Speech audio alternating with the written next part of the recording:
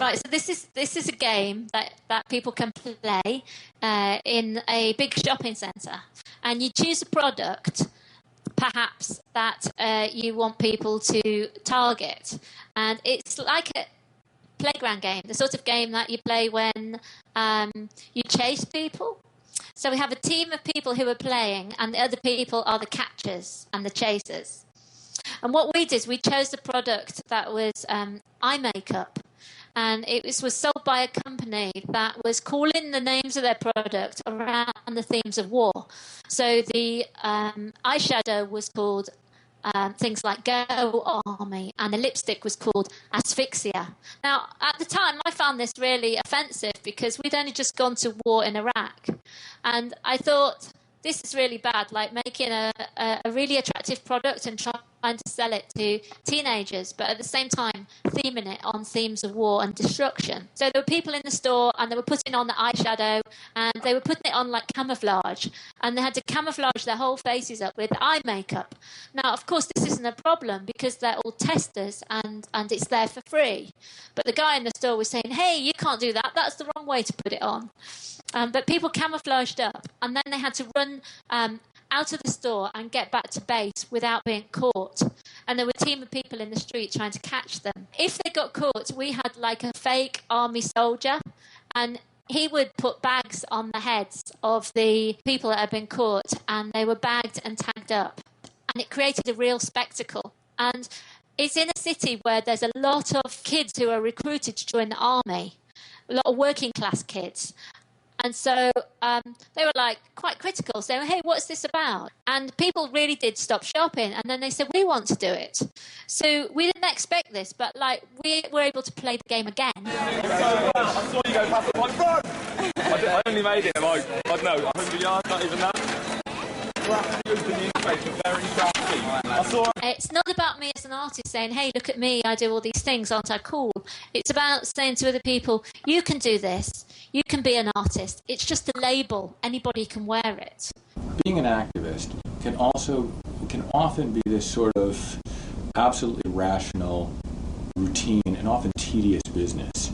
And what artivism does is it brings in pleasure, it brings in aesthetics, it brings in sort of the wideness of life into the activist process. Queríamos hacer un proyecto que no requiriese de un acontecimiento político grande, de una manifestación ni de nada así. Algo que se llevase a cabo todos los días. Nos pusimos a pensar y dijimos, coño, mangar, eso es lo que hace la gente y no lo dice. De eso podemos hacer una marca.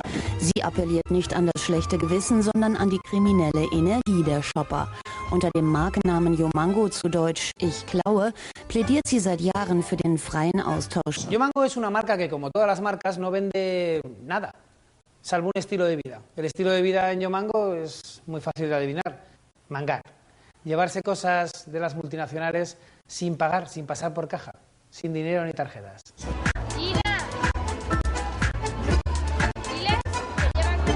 Cuando juntábamos las cosas a Yomango, adquirían sentidos distintos. Por ejemplo, los eslogans. Yomango, lo quieres, lo tienes. Ese era el eslogan de Visa. O el de Mastercard, porque hay cosas que el dinero no puede comprar. Para todo lo demás, Yomango. Aunque el mejor de todos era ese de Yomango, porque la felicidad no se puede comprar. Las acciones fueron siempre para Yomango como los anuncios para cualquier otra marca. La primera la llevamos a cabo en 2002, en una sucursal de Bershka. Mediante un acto de magia Yomango, pues un vestido azul se transforma en una obra de arte.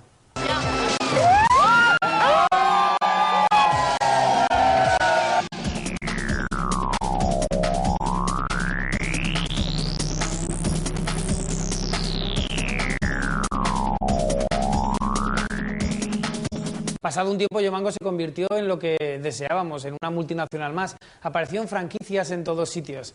El departamento de marketing pues, se encargó de coordinar a todas esas franquicias. De repente hubo Yomango en Italia, en Alemania, en México, en Chile, en España, en diferentes ciudades.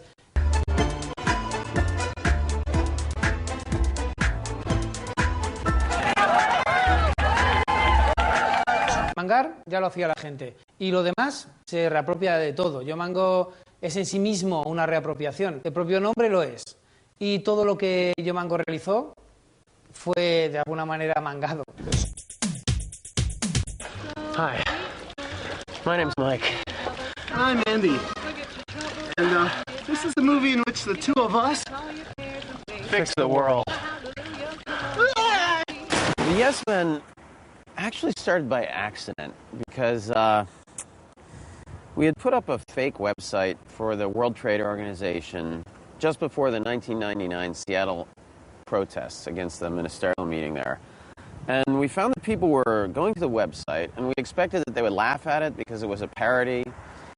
It turned out that many of them maybe didn't read it or didn't find it funny, and they sent us email thinking we really were the WTO, inviting us to conferences. And we had no choice but to accept the invitations.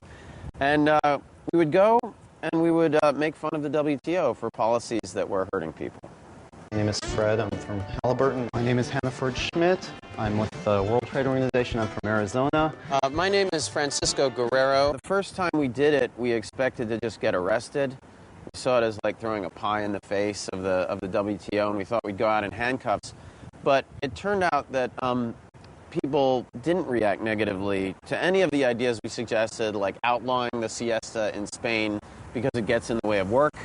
And instead, they came up, they asked for our business cards, they thought we were great. And that, when we realized that we weren't being arrested, we thought we were really onto something important, and that we had to keep doing it, and we had to keep upping the stakes. Probably the most outrageous one was a golden suit with a 3-foot-long golden phallus that we said was used to give electric shocks to workers that managers in the first world could use to control their sweatshop workers. And even with that, the audiences still thought it was basically a good idea. Nothing we could do could shake their faith in the World Trade Organization. Andy is about to go on live television in front of 300 million people. They're going to think that he represents one of the largest companies in the world, which he doesn't. And that's why he looks so nervous. We found that what we were doing was a bit hit and run. You know, we would have one event and then we'd go away, and there was no sort of infrastructure to support the messages that we were delivering.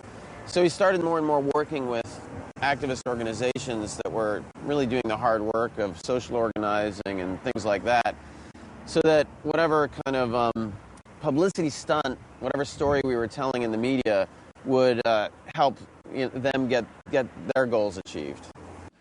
Now accept responsibility for what happened. Steve, yes.